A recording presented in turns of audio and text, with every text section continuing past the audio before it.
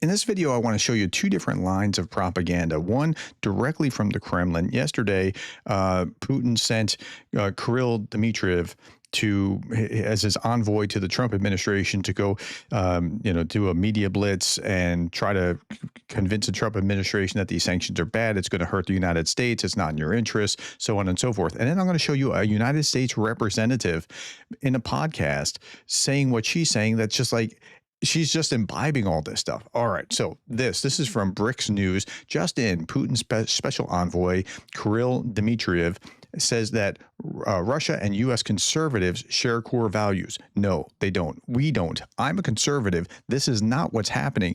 What Russia considers conservative values is nowhere near what your average American who's going to church, trying to be kind to his neighbor, trying to live a good life, raise his family is thinking. They're on very different planes. Their kind of conservative is not anything like our kind of conservative, but they use the same word, trying to obfuscate this. They're trying to confuse or muddy this, and it's intentional. Okay, let's look at this. I think we all care about our families, and we're much more similar. Okay, yeah, not exactly. Let's look at this. Yeah, but Russia is actually quite a religious country. Yes. So if you go... Yes. What do you mean, yes? Laura, didn't you do your homework? Russia's not a religious country.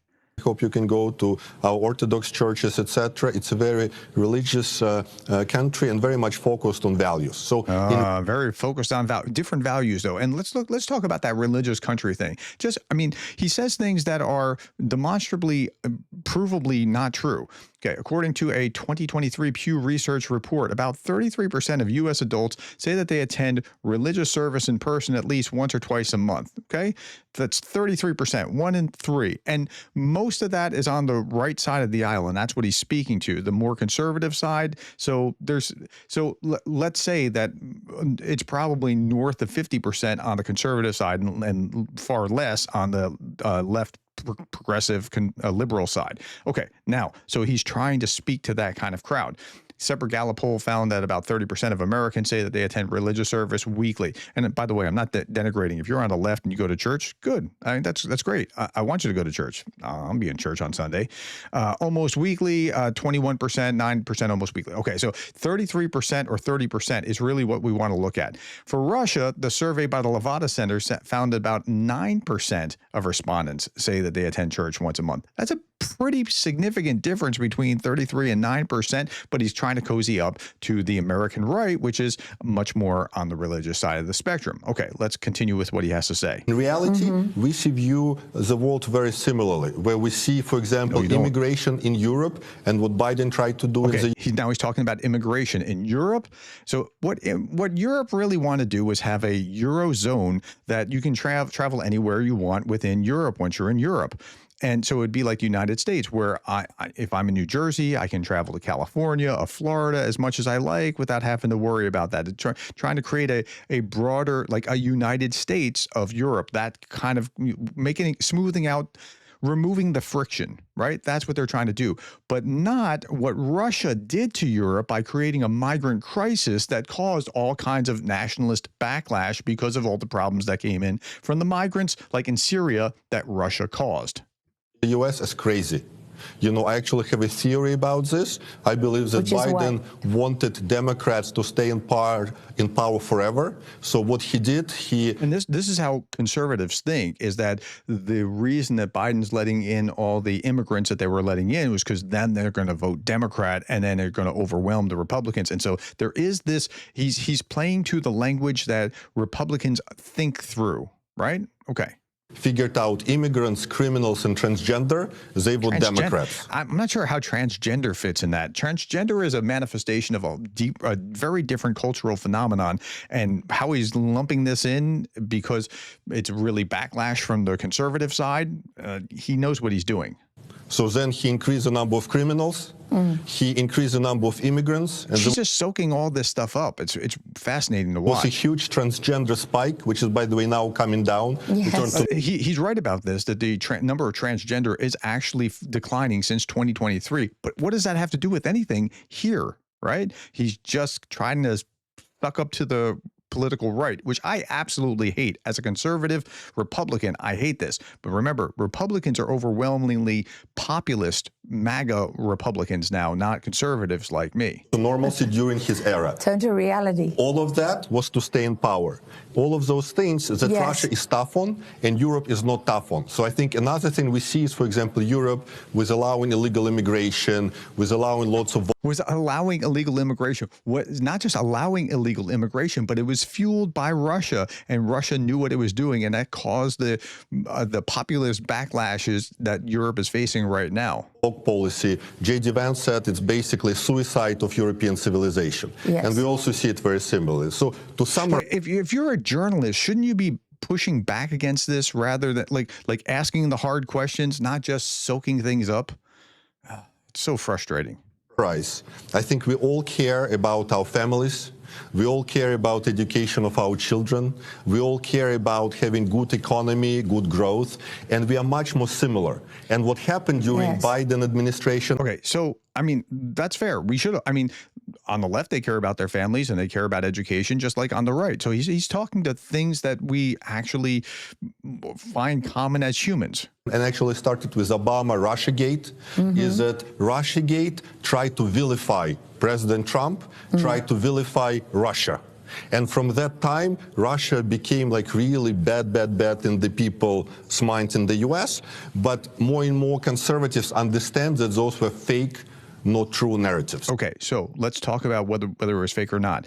It was not fake that Russia was involved in actually trying to monkey with the American system, not to elect Trump, but just to monkey with him. You'll find in the Mueller report things like they would be inflaming a Black Lives Matter type group and a white supremacist group at the same time, just so that we're at odds with each other. In fact, to the degree that we're less civil with each other, like Russia wins. Like, so if you're like, I hate those fill in the blank, Republicans or Democrats, Russia wins, right? Like that's what they're after. Okay. But at that crux, before 2016, conservatives actually thought Russia were the bigger threat. After 2016, it flipped, and Democrats who didn't think it was, Democrats flipped, and they saw Russia as the bigger threat. It's a really fascinating thing to watch. I did that in one video a long time ago. Okay, now that's what he had to say. Now let's look at what a United States representative, she's a conservative, I believe from Florida. Florida 13. Paulina Luna has to say on a podcast, because she's echoing many of these kinds of pieces. Our Listen. first and foremost job should be continuing open dialogue with people to avoid war, right? And since the 90s, they have not really had much interaction with members of Congress. And then we can get into like the 2016 Russia collusion and how that really fractured foreign policy. But the point is that all of that to say that, you know, regarding who potentially would have pulled the trigger, whatever it might have been, what this shows is, I believe, you know, a potential of a relationship that could have existed. Like, check out that photo for a second that you just scrolled. Like, he wasn't ignoring her. He was reading some documentation that she had, and she's showing him the potential Alaska bridge. Listen. Past. So that was supposed to be a bridge going into Russia. And of course, Kirill Dmitriev, who's a special envoy to President Putin. She just referenced Kirill Dmitriev, who we're just watching here, right? Special envoy to Vladimir Putin. I'm going to be meeting with him. She's going to be meeting with him. Okay. And he had actually posted about this. But the reason I'm doing that is because, again, our job should be first and foremost to advocate for peace. Our job should be to advocate for peace. What about justice? I mean, well, what about doing the right thing? Like, do we really want to have thriving, robust trade with, say, North Korea when they're saber rattling? And like if we could, I mean, like, I understand the idea of if we could convert North Korea and to being peaceful and not wanting to threaten their neighbors, like South Korea, and then having trade with them. But would you want to have trade? It's like we don't do it with Iran. Why do we want to do it with Russia? That's really the interesting thing. That's unbelievable. Yeah. So this is bridge. That's the picture right there, right, between Alaska and Russia. Yep. Which, by the way, I think I've heard Trump bring this up recently. That we should have. It was a question that was brought up. I think in the Oval, they asked him about it. And I think the question was, would Elon Musk use Boring Company to do a tunnel? which I think that if there's the potential for trade, you're talking about a multi-trillion-dollar trade deal. I think one of the few companies that actually currently... And those kind of deals are music to Trump's ears, even if that bridge isn't really that useful given where it is. ...sells in Russia is the Mars company. But we're talking about the ability to really decouple Russia from China when there's no reason that... I don't think decoupling Russia from China is actually going to be a thing. Now, our U.S. military policy is focused on the idea of policy is focused on the idea that something's probably going to kick off with China and Taiwan in 2027, and we may very well be at war with China in 2027. And so decoupling China from Russia, wouldn't that be great if we could? It's not going to happen. That's just, it's pie in the sky. That we need to be enemies with these people. The Cold War has been over. But I think really since Kennedy was assassinated, this boogeyman was created about Russia. But it's not a boogeyman. Like, the Russians keep doing things. Like, they just keep doing things. Ultimately, after really Bill Clinton got out and Bush, you see Obama didn't really have a great relationship. And then we saw the 2016 Russia collusion hoax that ultimately, permanently, I believe, fractured foreign policy. Okay, that Russian collusion thing, it doesn't, let's set aside whatever you believe about it, whether it was a hoax or whether it was a thing. Republicans flipped to being more pro-Russia and Democrats flipped to being more anti-Russia at that time. That's what actually happened. Policy with Russia, because you still have half of Americans believing that Russia interfered in the election. Not to say and they didn't do enough to cause Trump to be elected. He was elected because of underlying conditions that were forcing culturally within the United States a populist kind of revolt. We shouldn't, always be cautious, but at the end of the day, why would you be trying to alienate a superpower? Well, one, they're not a superpower, and alienate, they're the ones doing causing the thing that's causing the alienation. It's not that we're just like, you know what, we just decided that today we want to say, no, we don't want you, Russia.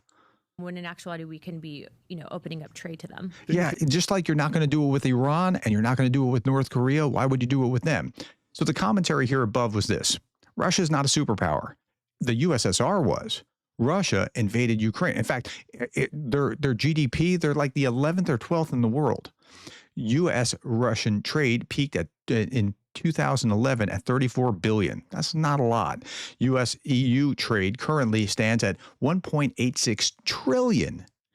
Okay, Russia is currently attacking the EU with acts of state T. I talked about that this morning was it this morning?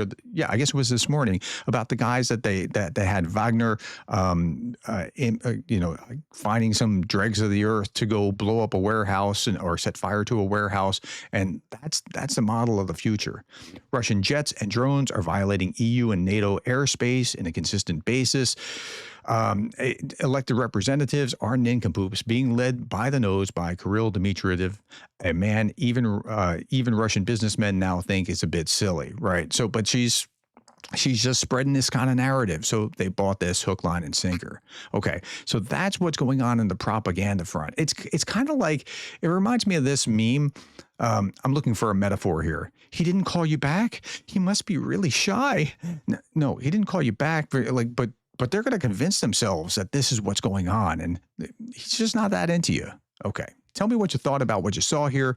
Did this help you understand a little bit more about how Russian propaganda works and who's saying what to whom and how it's spreading through the ecosystem? If it's also on social media, you'll see it there as well. And so that's why this information war is just as important, or not just as important as the battlefield, but it's also an important strut in the features of the battlefield writ large, the cyber war, the information war, the hot war, the political war, they're all related. All right. Tell me what you think about this, my friends. I'm curious to hear what you have to say. A shout out to Miko Kajaralin. I don't know if I pronounced that correctly. It's Karjalainen. Like, I can't pronounce things to begin with, but that's rough. A Patreon colleague, I appreciate all your support. I'm doing this to just say thank you. Nobody caused me to have to do this. I didn't promise that I was going to do this. I just want to say thank you to people. Same thing with the Patreon board member meeting next Saturday. It's just to say thank you, because I really do appreciate all your support. And that's all of your support. Those of you who are watching even now, thank you for being the kind of person that cares about Ukraine.